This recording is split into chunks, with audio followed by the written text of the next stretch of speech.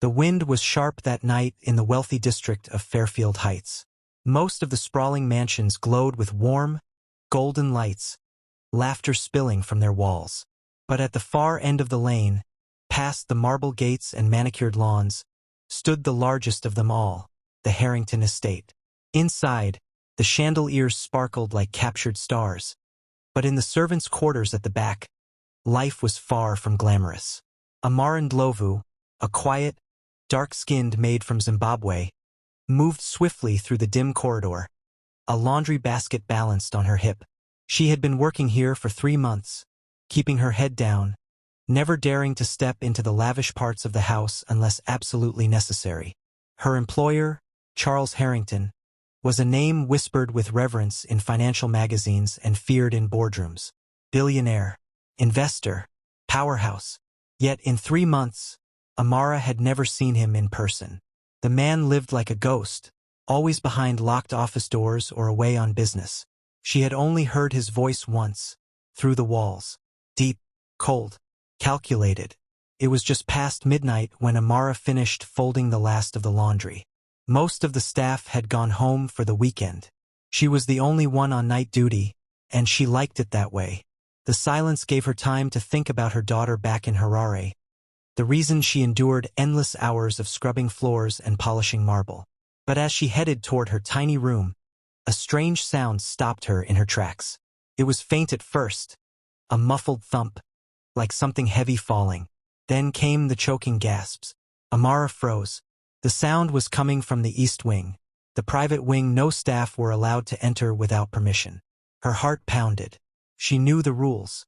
Entering that side without authorization was grounds for immediate dismissal. But something deep inside urged her forward. She padded down the hall, her bare feet silent against the polished wood, until she reached the door to the study. It was ajar. She pushed it open. The sight made her drop the laundry basket. Charles Harrington, the man whose face she had only seen in Forbes, was sprawled on the floor, his skin pale, his lips blue. A half-empty bottle of heart medication lay nearby. "Sir, sir, can you hear me?" she cried, rushing to his side. His eyes fluttered open for a second, unfocused, before rolling back. His breaths were shallow. Panic surged through her, but her hands moved on instinct. She had taken basic CPR training back home. Without thinking of the consequences, she tilted his head back and started chest compressions. "Come on, stay with me, please," she whispered, her voice breaking. Minutes felt like hours until finally his body jerked. A weak cough escaped his throat. Relief flooded her, and tears pricked her eyes. "You're going to be all right," she assured him, though she wasn't sure if he could even hear. She dialed emergency services, her hands trembling. When the paramedics arrived, they found Amara on the floor, cradling his head in her lap. She refused to move until they placed him on the stretcher. One of the paramedics, a tall man with sandy hair, glanced at her curiously. "Are you family?" She shook her head. "Just staff." But in the back of her mind, she knew something had changed. The next morning, the estate buzzed like a disturbed beehive. Staff whispered in corners, glancing at Amara as she passed. By midday, a stern-looking woman in a gray suit appeared at the servants' quarters. "Mr. Harrington wants to see you," she said curtly. Amara's pulse quickened. She followed the woman through the lavish hallways, her worn shoes almost silent against the plush Persian carpets. They stopped at a massive oak door. The woman knocked once, then pushed it open.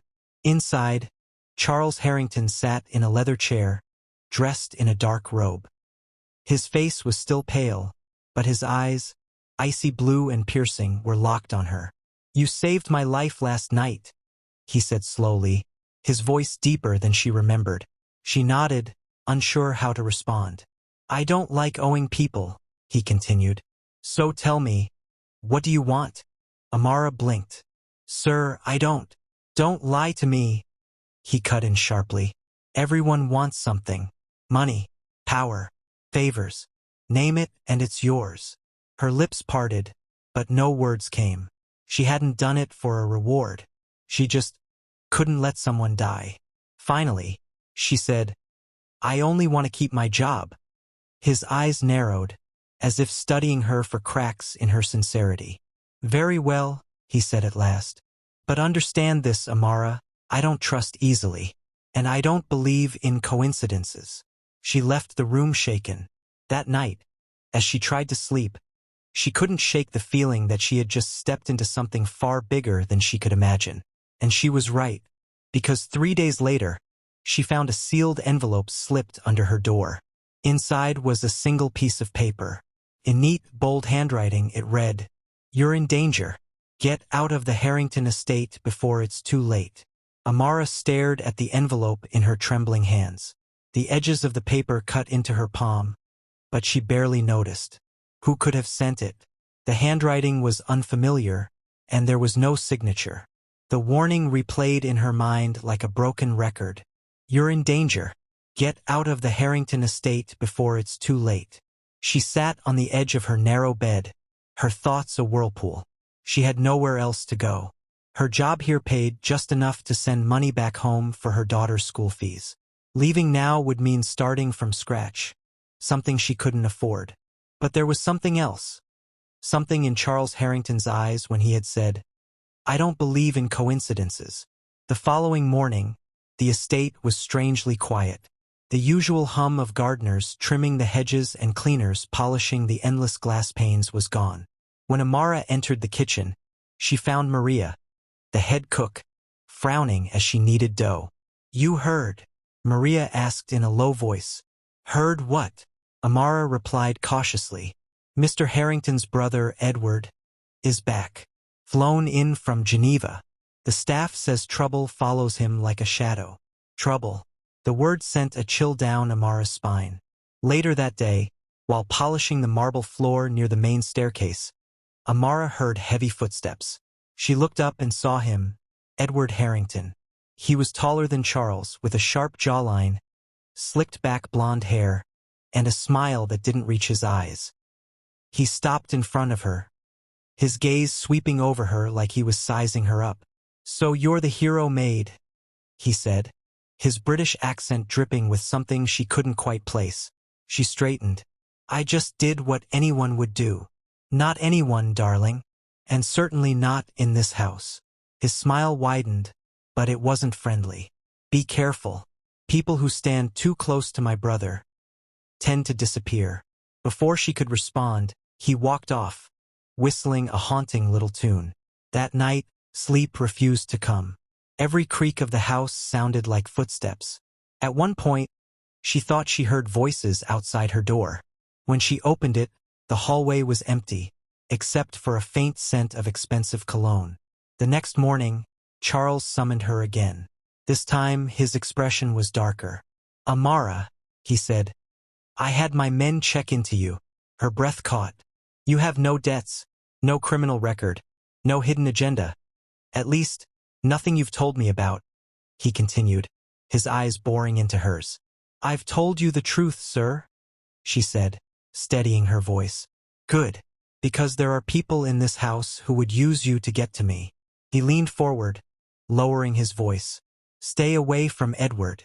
And if anyone gives you a message, any message, tell me immediately." Her heartbeat thundered. Someone had given her a message, but instinct told her not to mention it. Not yet. 2 days later, the first real twist hit. While dusting the library, a grand room lined floor to ceiling with books, Amara noticed a shelf slightly ajar. When she pushed it, it swung open like a door, revealing a narrow passageway. Against every ounce of logic, she stepped inside. The air was cold and smelled faintly of damp stone. She followed the passage until it ended at a small hidden study, lit only by a single lamp. On the desk were stacks of photographs, some of Charles, some of Edward, and her. Recent ones. Photos of her doing laundry, walking in the garden, sleeping in her tiny room. Her hands shook as she picked one up. Written on the back in that same bold handwriting from the envelope were the words, "They killed her. Don't let them kill you too."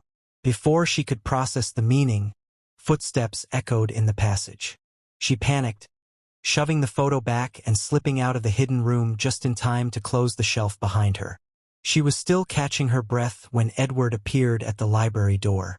"You lost, sweetheart?" he asked with a slow smirk. She forced a smile. "Just cleaning." His gaze lingered on her far too long. "Good. Keep your hands where they belong." That night, Amara couldn't eat. Her mind kept circling back to the note. They killed her. Who was her? And why was she being watched? Her questions found a partial answer the next morning. Maria, the cook, pulled her aside in the pantry. "Be careful with the Harrington brothers," Maria whispered. "You know there used to be another maid here, yes? Her name was Elise. Sweet girl about your age. She vanished." "Vanished," Amara repeated. Maria nodded gravely. "One day she was here, the next, her things were gone. Police came, but nothing stuck. Rumor is, she saw something she shouldn't have." That evening, Charles called Amara to his study again. But this time, when she arrived, he wasn't alone. Edward was leaning casually against the desk, swirling a glass of brandy. "We were just talking about you," Edward said, his grin shark-like. Charles's jaw tightened. "I told you to stay away from her." Edward chuckled. "Relax, brother.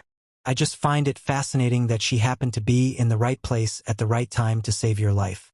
Almost convenient." Amara's pulse raced. "Leave," Charles ordered his brother.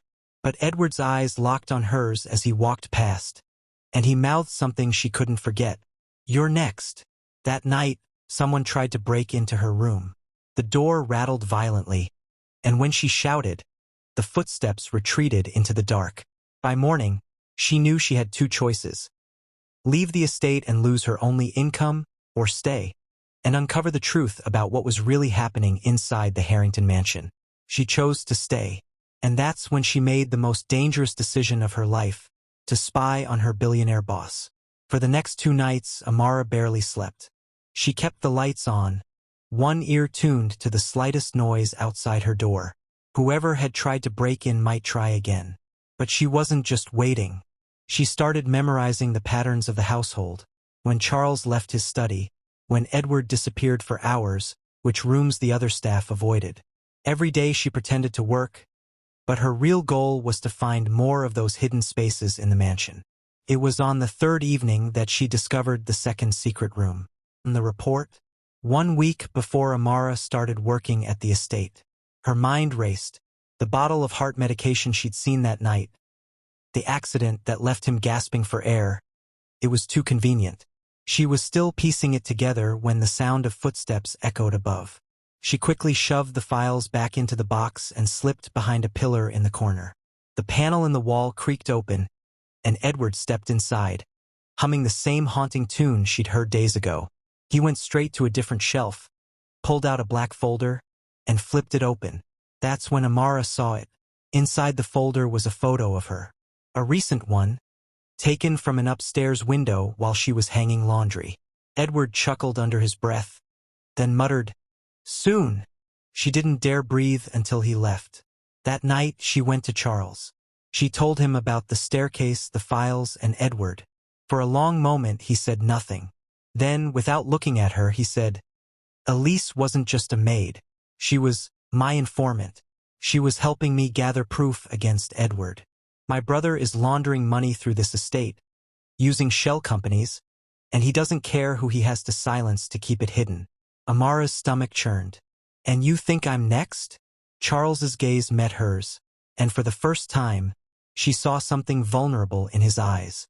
"Edward knew I was on to him. The night you found me, I didn't forget my medication. Someone switched it. Someone wanted me dead." The realization hit her like ice water. She hadn't stumbled into saving Charles's life by chance. She had walked into the middle of a war between brothers. But the final twist came the next day.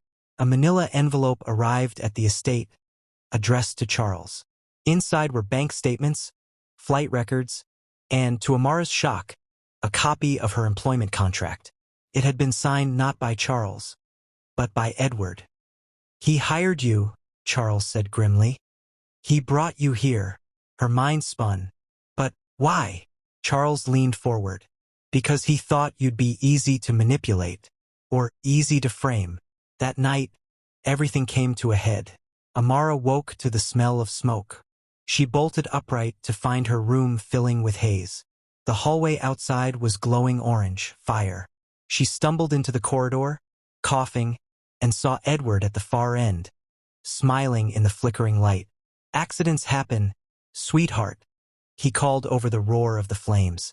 Before she could respond, Charles appeared from a side door, pulling her toward the servants' exit. They barely made it outside before the east wing erupted in an explosion of glass and fire. Sirens wailed in the distance. In the aftermath, the police swarmed the estate. Edward was gone, vanished without a trace. Charles stood beside Amara, his robe singed, his face pale. "You saved my life twice now," he said quietly. "But you've lost your safety because of it." She looked at him, her voice trembling. "What happens now?" His gaze hardened.